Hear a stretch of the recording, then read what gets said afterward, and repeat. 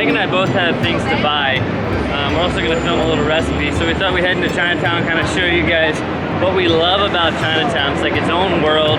Going on a vacation, basically. We always say, if you want a mini vacation, you don't want to spend much money, just go to your local Chinatown. You're in another world, and you get lost, you have fun, you explore. Yeah, if you come visit New York, you gotta go to Chinatown. It's super cheap. You can get amazing meals for like a few bucks. Steamed dumplings. They will steam your dumplings and serve them to you.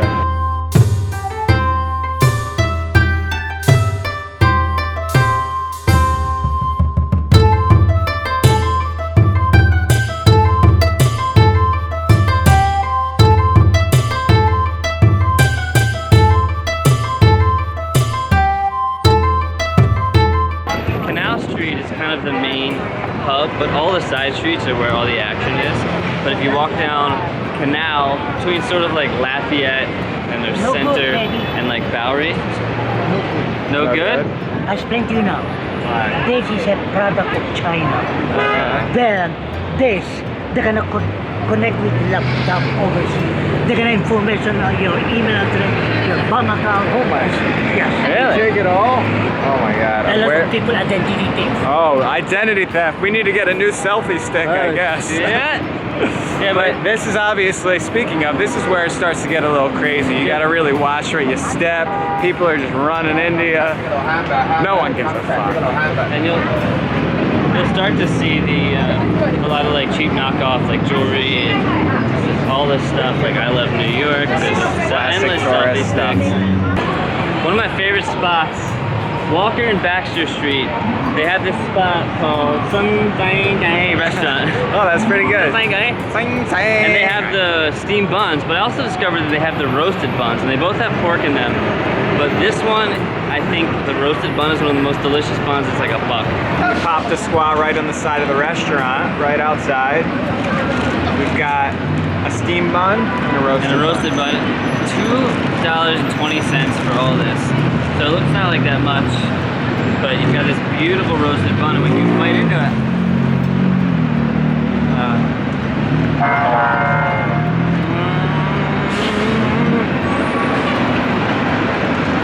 So here's the thing.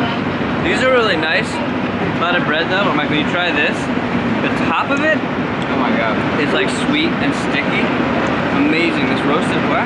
I asked Josh where's the sauce, and he goes, there's no sauce, it's self-contained.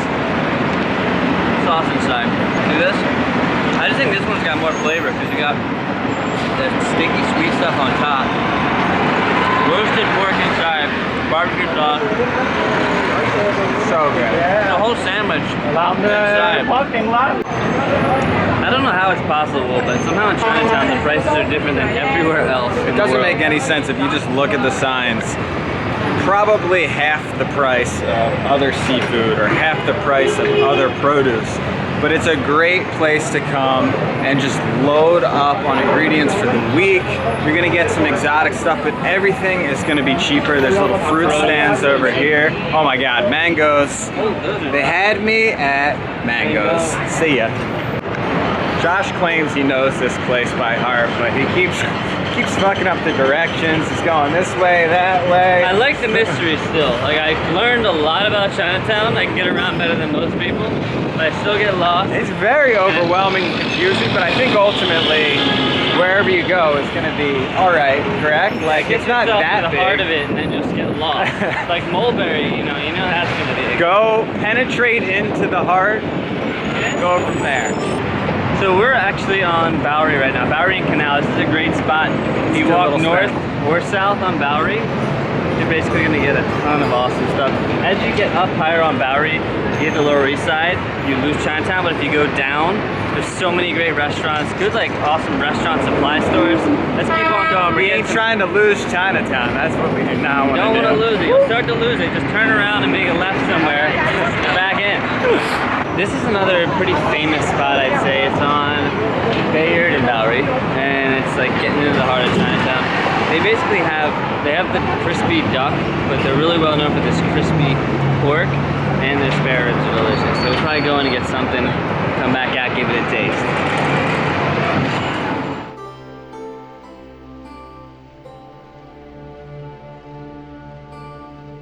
This is their true specialty.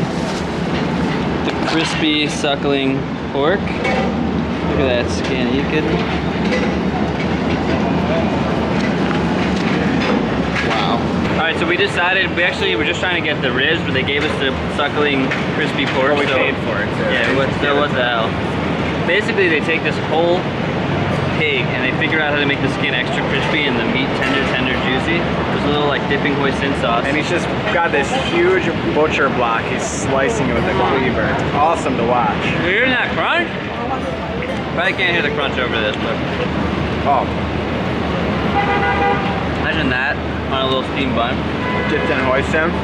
Wow. Good God, yeah. If you haven't had some sort of Asian spare rib before, so delicious. Usually a little chewy, but also tender, and they're glazed in a barbecue sauce. That was the only thing our mom ever ate in Chinese restaurants. Yeah, love the spare This ribs. one's spare. Look at these guys. Oh. Oh my God. That is the more tender Very than I'm used tender. to. Very tender, yeah. Yeah, I thought it was gonna be a little chewier, but I think they smoked them for a long time. What we could do is we could roast the ribs and then grill them. Want to make something? so we made it to our next destination. The place is called Xi'an Famous Foods, and it's actually a guy, a pretty young dude, who started this restaurant. It's actually, there's a bunch of them now. There's one in Greenpoint, there's one here, I think there might be another. But you got people like Anthony Bourdain, Bobby Flay coming in here, and it's just these really amazing noodles.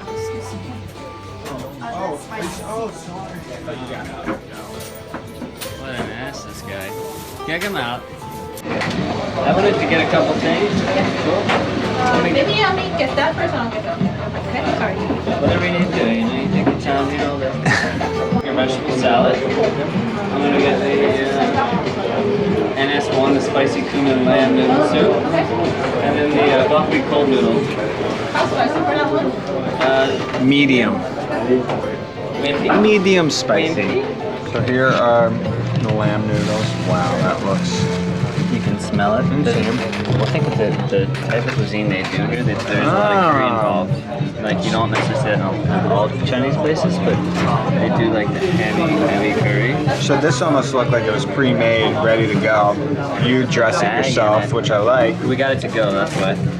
Oh, we got to go, but it also took like 2 minutes. And then here is the tiger salad. Looks like a ton of cilantro. Basically just cilantro with like a dressing, but it's really surprisingly really good. Start off fresh. Here's cucumber too. Give me the Marqueens. Give me the... Seriously amazing. It's a flavor burst because you got a ton of citrus and vinegar on there. When you bite into it, like it doesn't taste like overwhelming cilantro. It's like a fucking frog. Oh my god, that is an oily sauce right there. Holy Spicy too. smell the cumin for sure. The texture of the noodles, it really just blows me 6 times.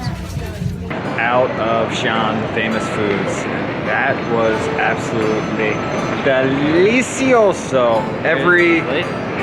Every single dish was completely unique and just refreshing and awesome. And Mike ate probably way too much considering we have at least 12 more places to hit. Well, it was one of those meals where the flavor was so unique that it was very addicting. One happy man right now because one thing I need in my kitchen very badly is chopsticks, and look what we found. I think that's the one you want. And then I need just something like this. Unless I want to get one of these. I don't think I can afford a fancy set. Where's a good place to go for soup dumplings? Today, one of those, they're closed because every Tuesday they close. They're close. And on the Pell Street, there's the famous one, Joe's Shanghai. Joe's Shanghai? I think Joe's Ginger, right? Joe's Shanghai. Joe's, They're two because the names are pretty similar. Joe's Shanghai, that's for soup dumplings. Yes. Oh, thank you.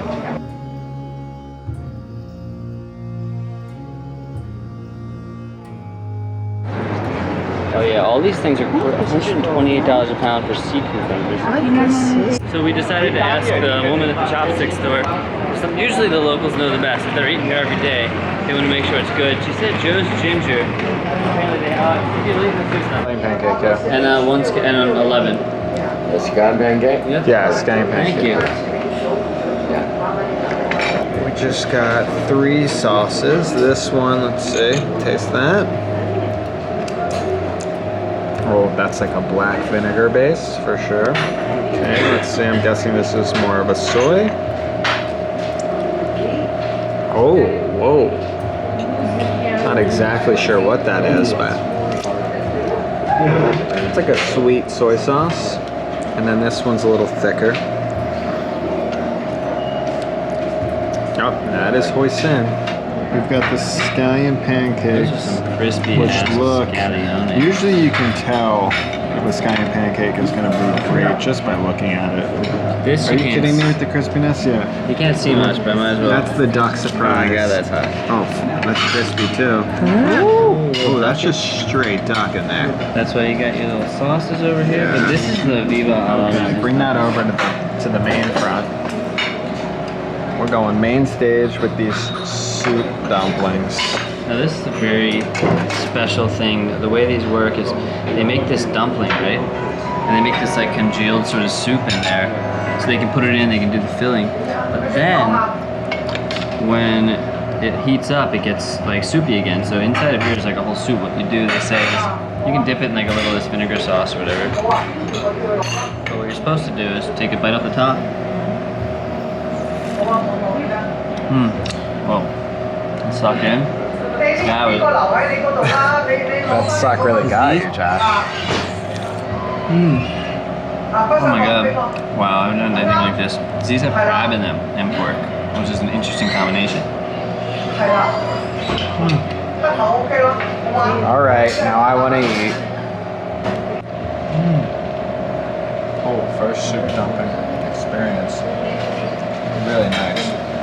The crab flavors, it's like overwhelming, but it works. Yeah, it's definitely, you get the full-on crab. You're not hiding from the crab. There's a lot of different like places that say they have dim sum, but traditionally you walk in and you can check all these things off a menu, or a cart comes by and you're like, I want that, and it's like, you know, dumplings, steamed buns, all kinds of stuff. This is the very first place, NY Tea Parlor.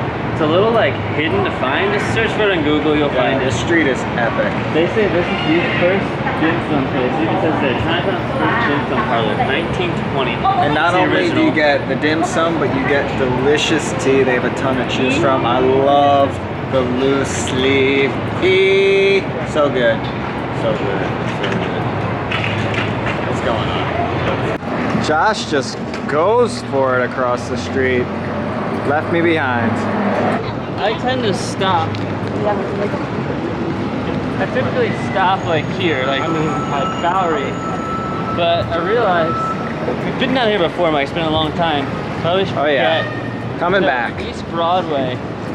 There, this is like you start getting those really weird smells going on. I don't even know how to pronounce. And this is where the big time markets are. Hong Kong market is close, right? I can feel it. Correct. Incorrect. Incorrect. Now this is like Hong Kong market can just suck my balls, kind of. We're basically, look at this street.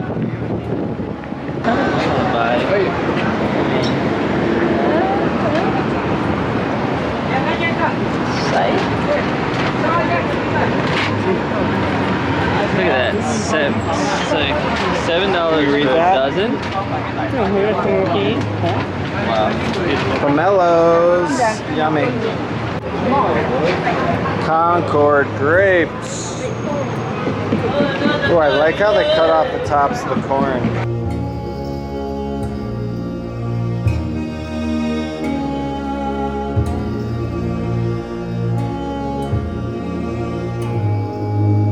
Stumbled upon some glory right there. Smells like cumin and paprika. But just very nice beef roasted over the charcoal. That's really tender. Spicy though. Like a lot of flavor for a little snack. It's like you're just craving a little bit of meat, you want a little taste. I can't say I've ever been here before, but this is just one of the famous bakeries in Chinatown. They're all over. If you see them walk in, a lot of cheap, delicious sweets. You can get steamed pork buns here as well.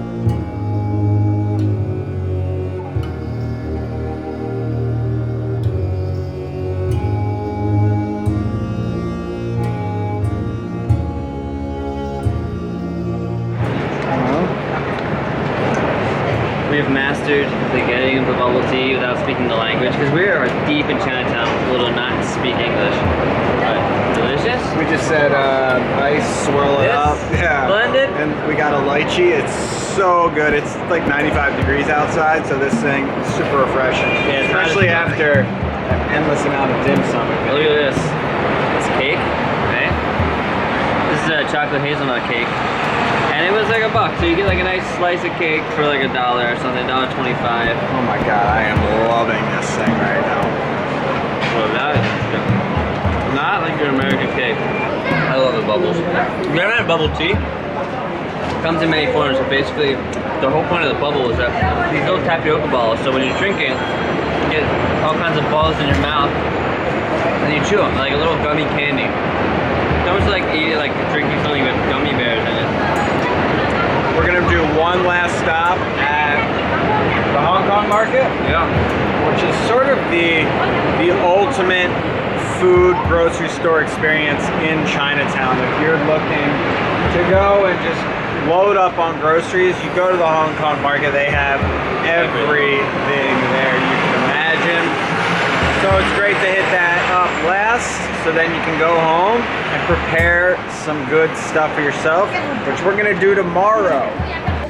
Ever since we did the filming with Chef Sean's goatees, he had that cleaver. I've been looking for a nice cleaver. This thing is perfect size, and even though these things are really cheap, they get super sharp as long as you keep them sharp, sharpen them. So nice. This thing, look at that. Such a cool size. These stores are so fun.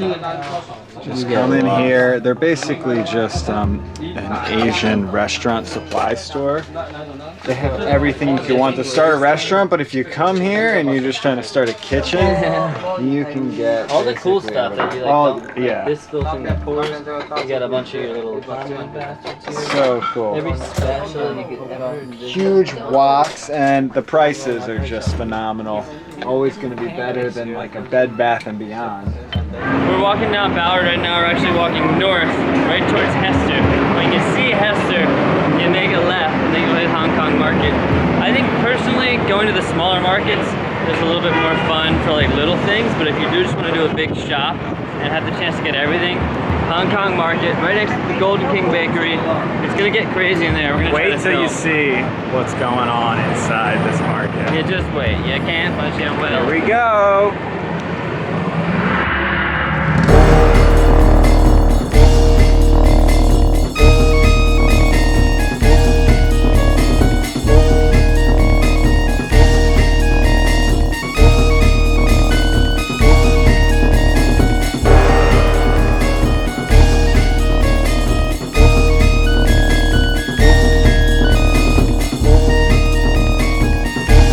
Be $6 for you.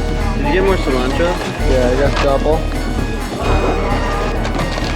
I really... Well, this is... Well, it just about does it for our little New York City Chinatown trip. This is the Manhattan Chinatown, by the way. There's one in Brooklyn, there's one in Queens as well. So we are going to go back, prep a little bit, and then tomorrow we're going to do a video with a lot of these groceries we got at the market. Some big spare ribs. I got a bunch of spare ribs, $2.50 a pound, so I got like 2.5 pounds of spare ribs, grill them up, roast them overnight. I gotta marinate them, roast them, do all kinds of stuff. We got shit to do, people, so signing out for now. Thanks for sticking with us. See you in a few minutes, in 2 seconds, and we're all of a sudden at the grill.